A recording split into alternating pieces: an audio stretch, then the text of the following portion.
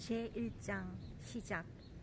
내가 태어난 곳은 4000년 역사상 가장 복잡 단란한 격변의 시대를 맞고 있었던 조선의 땅이었다.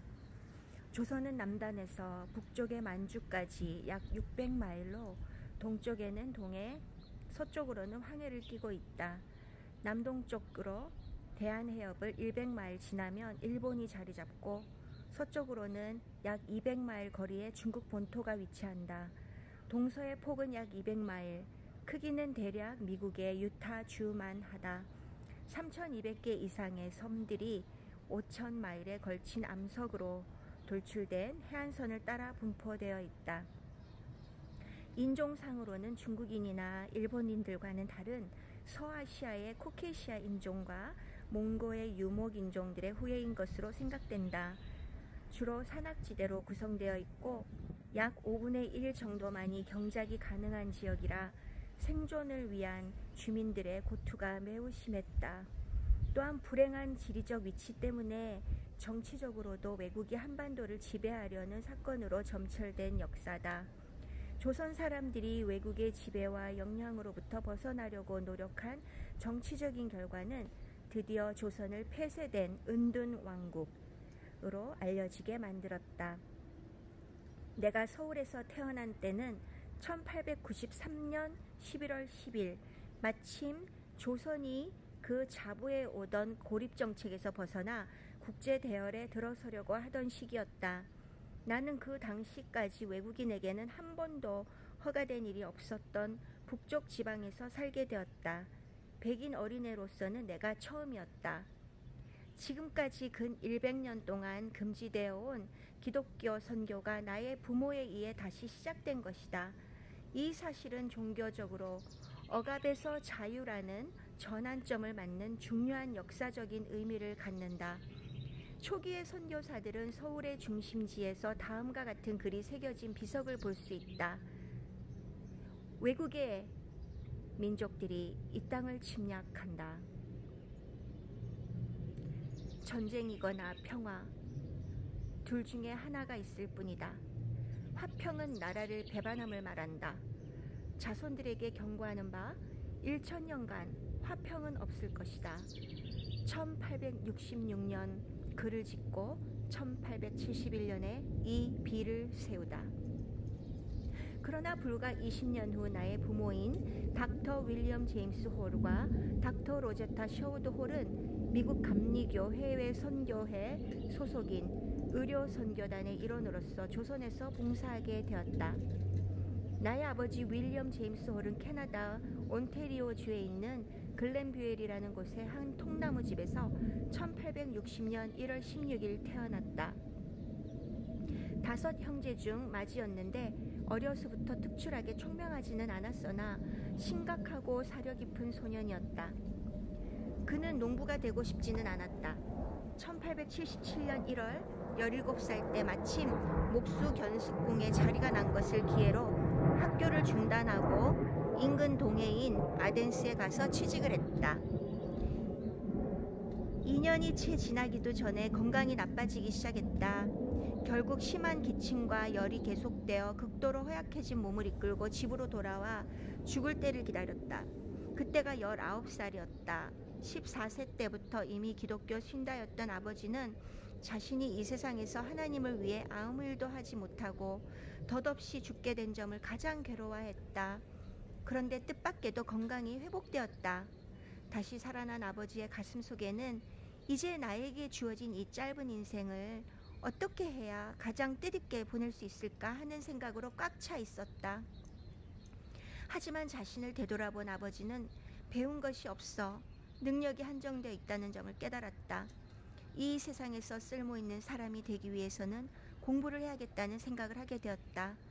아버지는 전날에 다녔던 교실이 하나밖에 없는 글렌뷰엘 학교로 돌아왔다. 그리고는 학업에 몰두했다. 그 당시 아버지를 가르쳤던 크알리 선생은 그의 회상록에서 옛 제자의 학습이 놀랄 만큼 향상되어 1880년 크리스마스가 되기 전에 아덴스 고등학교에 들어갈 수 있었다고 기록하고 있다. 쿼트, 지미 제임스 애칭에게는 사람들로부터 사랑을 받는 그 무엇이 있었다. 그에게는 적이 없었다. 모두들 그를 좋아했다. 사람들은 그를 알수록 더욱 사랑하게 되었다. 나는 그때 길로이 씨 댁에 하숙하고 있었는데 지미는 공부하다 모르는 것이 있으면 자주 나를 찾아와서 도움을 청하곤 했다. 그때마다 지미는 수년 동안 병이 들어 움직이지 못하고 누워있는 길로이 씨의 장모를 문병하곤 했다. 길로이 씨의 장모는 독실한 퀘이커 교도였는데 병을 고치는 간단한 요법을 많이 알고 있었다. 지미는 병자가 알려준 약초를 채취하여 1시간 이상이나 걸려서 다려줄 때도 많았다. 사람들은 지미에게 복음을 전하는 목사가 되라고 자주 격려해줬다. 내 생각에도 그는 그러한 방면으로 나가려는 뜻이 있는 것 같았다. 아마 그의 어머니의 소원과 그 퀘이커 할머니의 영향으로 의사가 되려는 마음을 굳혔을 것이다. 그 할머니는 윌리엄 제임스, 그대는 인간에게 좋은 일을 하려고 이 세상에 태어난 것이야. 하나님은 그대를 의사로 만들 것일세. 그대는 육체와 정신을 고치는 사람이 되어야 하네. 라고 말하곤 했다. 곧. 아버지는 1883년 교사 자격증을 취득한 후 2년간 교사로 일했다. 그는 학교에서 받은 봉급과 틈틈이 책과 생명보험 세일즈맨으로 일하여 번 돈을 모아 1885년에는 온태리오주 킹스턴에 있는 퀸즈 대학의 의과대학에 입학할 수 있었다. 그때 의과대학에는 YMCA가 없었다. 그의 첫 번째 사업 계획은 거기에 YMCA 지부를 조직하는 것이었다. 이 일은 성공적으로 끝났다. 따라서 그의 봉사의욕과 조직력이 실증되었다. 1887년 대학의 봄학기, 그에게 인생의 한 전기가 찾아왔다. 해외 선교 학생 자원운동의 지역 인도 지역 책임자인 존 포먼 목사가 퀸즈 대학교를 방문했다. 학생들 22명이 해외 선교에 참가하겠다는 서명을 했다. 그도 그 중에 한 사람이었다. 서명한 학생들은 학교 내에 학생 자원회를 결성했다. 여름방학 때는 매사추세츠의 노드빌리에 있는 드와이트 무디 여름학교에 참가할 학생들을 조직했다. 여름학교에 참석하는 동안 그들은 근처에 있는 마운트 허먼 학교를 방문했다. 그 학교는 전 세계의 선교사들을 보내는 학생 자원운동의 발상지였다. 노드필드에서 아버지는 조지 다우너 박사를 만났다. 그는 국제의료선교 이사였는데 노드필드의 기독인 봉사자들의 회의에 연사로 왔었다. 아버지는 그를 통해 뉴욕의 국제의료선교회에서는 의료선교사를 양성, 훈련시키는 제도를 시행하고 있다는 정보를 얻었다. 이 만남을 계기로 아버지는 의과대학의 3학년과 4학년을 뉴욕의 벨레뷰 병원 의과대학에 가서 공부하게 되었고 1889년에 졸업, 의사 자격을 취득했다. 이제 아버지는 닥터 홀로 불리게 되었다. 그는 졸업하자 바로 감리교의 에피스코플 교회에서 시행하고 있던 메디슨과 의료선교 부분 책임자로 임명되었다. 당시 의료선교회의 간부였던 닥터 썸너 스톤은 닥터 홀의 활동에 대해 이렇게 기록하고 있다. 닥터 홀은 자애로운 의사로서 불쌍한 사람들의 형제로서 뉴욕 거리의 병들어 죽어가는 사람들을 아무 대가 없이 밤낮을 가리지 않고 돌보았다. 상대가 살인자건 도둑이건 어떠한 범죄자건 가리지 않고 선교의 사명을 다했다. 닥터 홀은 그때 뉴 로셀에 있는 닥터 스톤의 저택에 기가하면서 날마다 뉴욕의 빈민가로 출근했다. 닥터 스톤 내외는 인도에서 의료 선교 일을 하고 있던 중 건강이 좋지 않아 귀국해 있던 참이었다. 그들은 국내외의 의료 선교에 깊은 관심을 지니고 있었고 감리교 선교위원회의 간부였다. 닥터 스톤 내부는 닥터 홀을 매우 사랑하게 되어 마치 아들같이 대했다. 닥터 스톤의 글을 보면 이들이 얼마나 서로 깊이 사랑했는지 알 수 있다. 예수 그리스도에 대해 가장 짧은 전기를 쓰라고 한다면 예수는 좋은 일을 하려고 왔다는 한마디로 표현할 수 있다. 닥터 홀은 자기의 주인 예수가 행한 것 같이 날마다 고통받는 사람들의 아픔을 낫게 해주고 걱정을 덜어주고 눈물을 닦아주고 밝고 더 나은 생활로 인도하는 데 몰두했다. 그는 철학적, 신학적인 이론을 캐는데 시간을 낭비하기보다는 상냥함과 사랑을 나눠주는 행동의 사람이었다.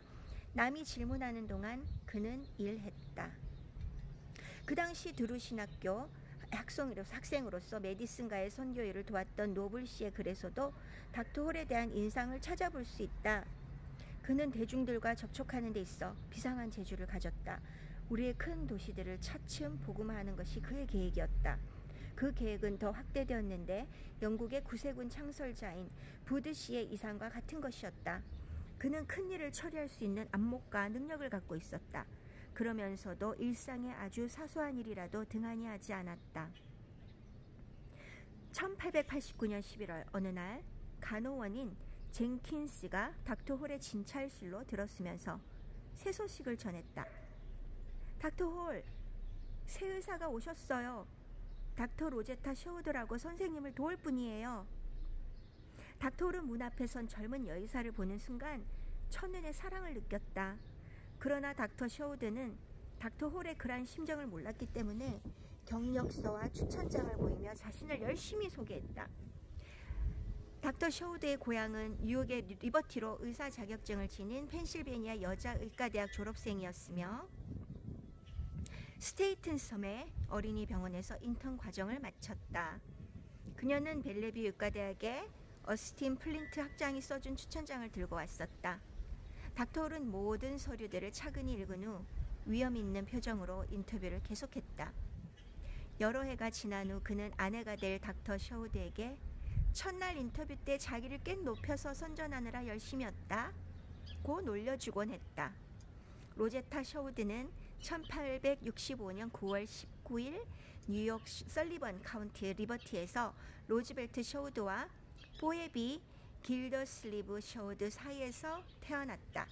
그녀는 어린 시절 고향집 농장에서 자랐으며 리버티에 있는 체스넛 리지 학교에서 초등 교육을 받은 후 리버티 노멀 인스티튜트 뉴욕 오스웨고의 스테이트 노멀 스쿨에서 공부했다.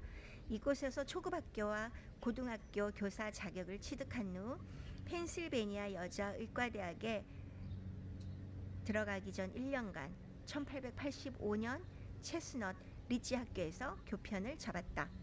그녀가 의료 선교사가 되기로 결심한 것은 당시 그 지방을 방문했던 챈들러 여사와 제임스 토번 감독의 부인이며 당시 인도의 의료 선교사였던 의사인 토번 여사로부터 인도의 의료 선교사가 필요하다는 이야기를 듣고 감명을 받고서였다. 이렇게 하여 그녀는 의사가 된 뒤에 감리교 주간 사업의 하나였던 뉴욕의 빈민가 의료시료원을 찾아오게 되었고 이곳에서 닥터 홀을 만났던 것이다. 그 무렵 그곳의 모든 업무는 닥터 홀의 감독 지휘하에 있었다. 두 사람은 헌신적으로 합심하여 험한 그 지역의 시료 일을 잘 해냈다. 이들은 다같이 해외 선교단의 일원으로서 중국으로 파견될 선교사 후보들이었다. 그해 크리스마스에 닥터 홀은 닥터 셔우드에게 청혼을 했으나 거절당했다. 그는 낙심했지만 용기를 잃지는 않았다. 사실 닥터 셔우드의 거절은 진정한 의미에서의 거절이 아니었다. 그녀로서는 닥터 홀의 비중이 너무나 무거워서 하나님께 인도를 부탁할 시간이 필요했던 것이다. 원래 결혼은 그녀가 예정했던 의료 선교사의 생활에는 없었던 문제였다. 또한 어렸을 때 척추에 이상이 있어서 몇 번 수술을 받았던 적이 아직 완치되지 못하고 있었던 것도 이유가 되었다. 더구나 의학교에 다닐 때 목에 결백성 종양 같은 것이 생겨서 수술을 받기도 했었다. 결핵성 종양 같은 것이 생겨서 수술을 받기도 했었다. 결혼한 후 건강이 좋지 못한 경우 닥터 홀에게 미칠 영향을 생각하지 않을 수 없었다. 이러한 건강 문제들은 선교사 일을 어느 정도 해보면 판단이 날 것으로 보았다.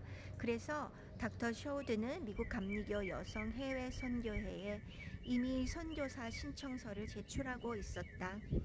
그 다음에 부활절에 닥터 홀은 다시 청혼을 했다. 이때는 닥터 셔우드는 이미 해외 의료 선교사로서 임명을 받은 뒤였다. 그녀의 임지는 당초에 희망했던 중국이 아니라 비교적 새로운 선교 대상지로 잘 알려져 있지 않았던 조선이었다. 배편은 8월로 정해졌다.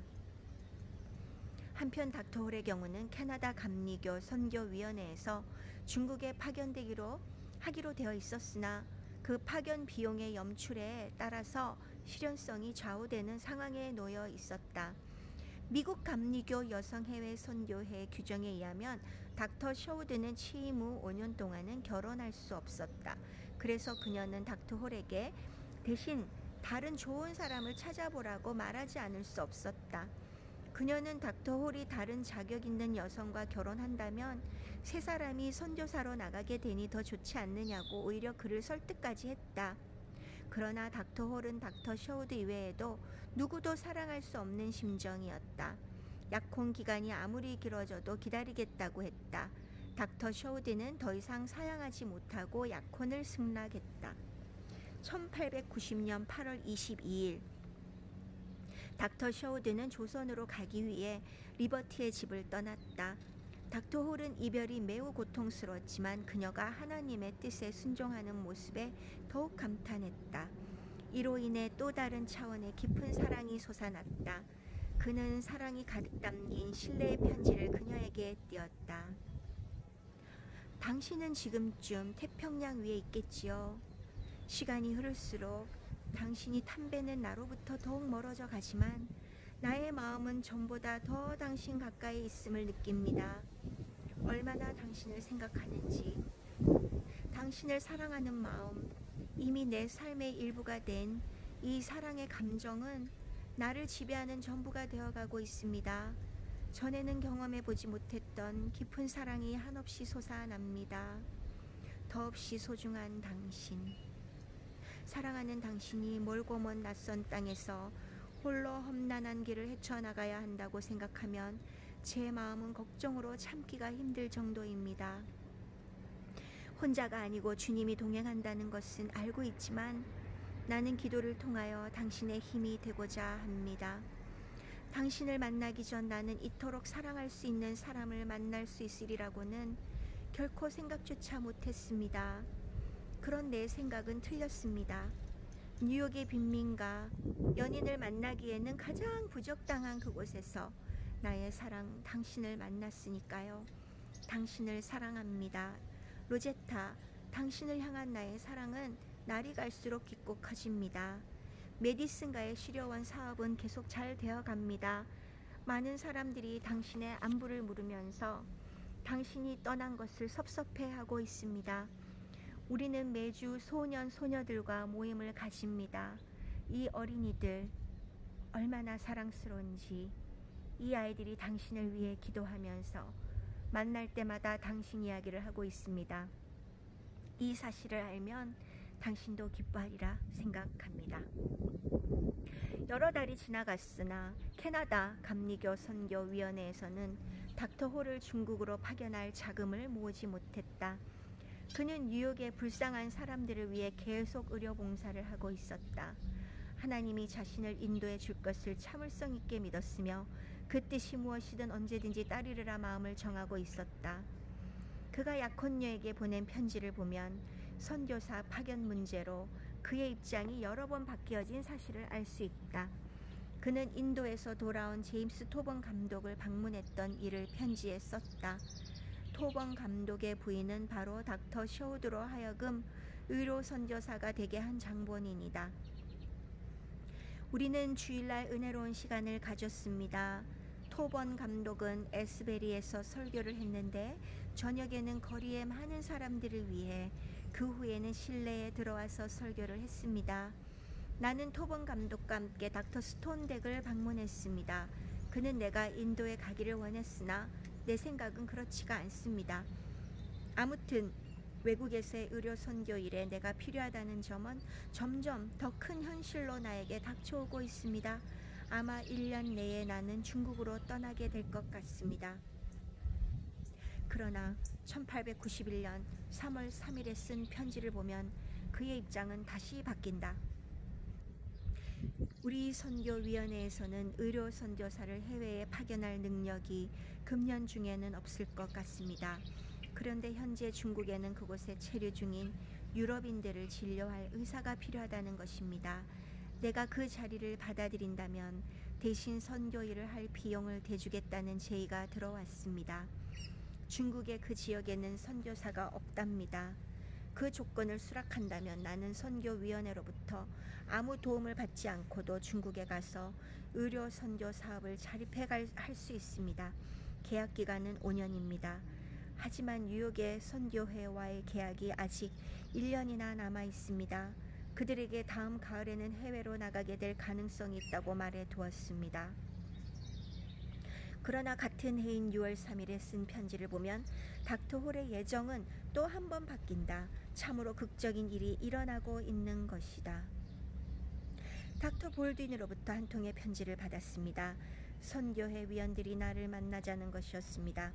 그들은 내게 조선에 있는 닥터 스크랜턴의 후임으로 선교회에서 조선에 보낼 의사를 필요로 할 경우 당신이 중국 대신 조선에 갈 의사가 있느냐고 물었습니다. 나는 가겠다고 말했습니다. 그러나 구셀 감독이 돌아와야 최종 결정을 할 수 있다고 합니다. 하지만 나는 조선으로 파견될 전망이 엿보여서 중국 정부의 제안을 거절했습니다. 닥터 볼드윈은 미국 감리교 선교위원회의 집행이사였다. 닥터 윌리엄 스크랜턴은 1885년 5월에 조선에 도착했다.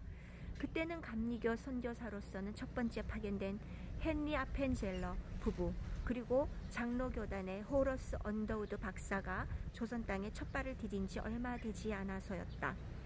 아펜젤러 씨와 언더우드 박사가 조선에 도착한 때는 부활절 주일로 1885년 4월 5일이었다.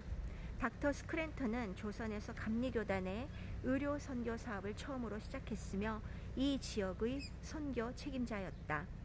닥터 스크랜턴의 어머니인 메리 스크랜턴도 함께 조선에 왔으며 아내도 여성 해외 선교회에서 조선에 파견한 첫 번째 여선교사의 자격으로 와 있었다.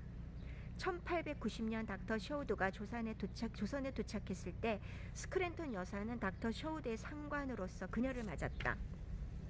1891년 스크랜턴 가족은 안식년 휴가로 미국에 돌아올 예정이어서 닥터 홀이 그 자리로 가기로 이야기가 되고 있었던 것이다. 그러나 8월에 뉴욕으로 돌아온 구셀 감독은 닥터 스크랜턴을 교대하기 위해 닥터 홀이 서울에 파견되는 것을 거절했다. 그는 이것도 하나님의 뜻이라고 생각, 다음과 같은 편지를 약혼녀에게 보냈다. 해외에 나가는 일은 현재로서는 불가능한 것 같습니다. 하나님은 이곳에서 할 수 있는 보람 있는 일들을 주셨고 많은 사람들로 하여금 나를 사랑하도록 허락해 주셨습니다. 여러 가지로 보아서 아직도 하나님은 나를 뉴욕에서 일하도록 원하시는 것 같습니다. 하나님은 전지하시고 어떤 방법으로든 나를 선택하여 써주시니 감사할 뿐입니다. 지금까지는 내 생각으로 많은 계획을 세워왔으나 앞으로는 그렇게 하지 않겠습니다. 나는 오직 하나님 손에 모든 걸 맡길 따름입니다. 이 편지를 받은 지 얼마 안 된 8월 27일에 또 한 통의 편지가 우송되었다. 캐나다 감리교 선교위의 위원회에서는 지난 2주 동안 내게 감리교단 소속 선교사로 중국에 가라고 이야기하고 있습니다. 내가 확답을 하지 않았는데도 그들은 나를 파견할 자금을 모았습니다. 나는 미국 감리교 선교회의 소속으로 파견되고자 희망했으나 주님은 이곳에서의 길을 막으시고 저쪽에서 길을 열어주시는가 봅니다. 닥터 홀은 조선으로 파견되기를 갈망했으나 선택의 자유보다는 오직 순종만이 있을 뿐이었다. 그는 주님이시여 길을 열어주소서 저는 따르겠습니다 라고 기도해왔다. 그는 중국으로 파견 임무를 받은 캐나다 선교사님 팀과 함께 떠나기 위해 짐을 쌌다. 캐나다 선교사님 팀의 두 사람은 고등학교 시절 닥터 홀에게 전도되어 기독인이 된 사람들이었다. 닥터 오마르 킬버는 고등학교뿐 아니라 퀸즈 대학교까지도 같이 다녔고 하트웰 목사는 미국 뉴저지 메디슨에 있는 드루 신학교에 다녔다. 조선에 갈 문이 닫혀진 후인 1891년 9월 2일 닥터 홀은 약혼녀에게 편지를 보냈다. 우리가 일생 동안 선교사로서 일할 곳이 중국이라면 우리 둘은 가능한 빨리 모이는 게 좋지 않을까요? 만일 선교회에서 당신을 보내준다면 지금이라도 중국에 오는 게 좋겠습니다. 지금 우리는 일을 가장 잘할 수 있는 나이에 서로 떨어져 있는 셈입니다. 함께 일한다면 하나님을 위해 더욱 효과적으로 선교할 수 있다고 확신합니다. 닥터 홀은 뉴욕의 여성 해외 선교회의 스킨모어 여사를 찾아 나섰다. 여성 해외 선교에서 로제타를 놓아줄 수 있는지를 타진하려는 것이었다. 허락이 되면 10월 30일 상해에서 합류하여 그곳에서 결혼한 다음 중국의 서부 임지로 갈 생각이었다. 한편 닥터 로제타는 중국에 가서 닥터 홀을 만나 결혼하고 싶은 욕망과 여성 해외 선교회에 약속한 5년이라는 기간을 채워야 한다는 갈림길에서 하나님이 원하시는 결정이 무엇인지 알고자 고심하고 있었다. 이 무렵 닥터 스크랜튼과 닥터 볼드윈은 닥터 홀을 캐나다 선교위원회에 빼앗긴다는 것은 미국 감리교 선교위원회로서는 큰 손실이 된다고 위원회에 설득을 한 모양이었다. 닥터 홀이 그 다음 편지를 닥터 셔우드의 26번째 생일인 1891년 9월 19일에 보낸 것을 보면 그 사연을 알 수 있다. 로제타, 난 방금 조선으로 임명을 받았어. 어제 캐나다 선교위원회에서 미국 선교위원회 소속으로 조선에 가도록 허락을 했습니다. 하나님이 길을 열어주시니 기쁩니다. 하나님은 내가 어디든지 즐겁게 주님을 위해 갈 것이라는 점을 아셨습니다. 우리가 곧 만나게 된다고 생각하니 얼마나 기쁜지 모르겠습니다. 하나님이 존재하시고 역사하신다는 점을 지금보다 더 깊게 느껴본 적이 없었습니다. 나는 지금 의학 과목의 대학원 과정을 좀 공부하려고 갑니다. 닥터 스크랜턴과 함께 동 45번가의 118번지의 방을 얻어 기거하고 있습니다. 그의 어머니도 만나 뵀는데 나는 이들 모자를 매우 좋아합니다. 이들은 당신을 높이 칭찬하더군요. 닥터 볼드윈은 11월 22일에 내가 밴쿠버로 떠나는 게 좋겠다고 말했습니다. 그리로 가면 아마 그리워하던 옛날 집을 방문할 수 있을 겁니다. 스킨모어 여사는 내가 조선에 가는 것을 말릴 겁니다. 모두들 여기에 남아있으라고 하지만 해외 선교는 하나님의 뜻이라고 여기고 있습니다. 닥터 홀을 떠나보내는 환송은 인정미가 넘치는 따뜻한 풍경이었다. 뉴욕시의 검사관인 앤드루 그린 씨는 닥터 홀이 뉴욕시에서 헌신적으로 봉사한 것에 대해 진심으로 고마움을 표했다. 감리교 선교회 본부의 제임스 시멘 씨는 닥터 홀의 능력과 열정, 뜨거운 헌신에 대해 높이 평가했다. 송별회에는 닥터 홀에게 있어서 특별한 친구들인 어린이들도 참석했다. 가장 가슴을 울린 송별사는 닥터 홀에게 치료를 받았던 가난하고 병들었던 사람들로부터 나왔다. 이들 많은 사람들은 눈물을 흘리며 작별을 아쉬워했다. 한 유대인 환자는 벅찬 감정에 말을 더듬으며 이렇게 말했다. 닥터 홀은 오랫동안 우리를 계속 찾아주었습니다. 그는 훌륭한 분입니다. 돈을 받지 않고 우리를 치료해 주었으며 먹을 것을 가져와서는 무릎을 꿇고 우리 모두를 위해 기도해 주곤 했습니다. 닥터 홀의 동료들도 닥터 홀이 기도해 준 덕분으로 힘과 마음의 안정을 얻을 수 있었다고 증언했다. 강한 인내심과 그러면서도 민첩하고 낙관적이며 희망적인 성격으로 메디슨가의 일을 잘 이끌어 나갔다는 점이 특히 감사의 표적이 되었다. 한 의과대학생은 닥터 홀은 상대방의 장점을 계속 강조하여 용기를 북돋아 주었으며 관대한 마음씨로 사람을 대했고 상대방의 장점을 실제보다 더 크게 인정해주고 고무해 주었기 때문에 나중에는 그 상대방이 인정받은 그대로 되었다 면서 진심으로 그를 잊지 못할 것이라고 말했다. 시인이며 찬송가 작사자인 페니 크로스비도 이 자리에 참석했었다. 그녀는 71살의 할머니로 생후 6주의 장님이 된 사람이었다.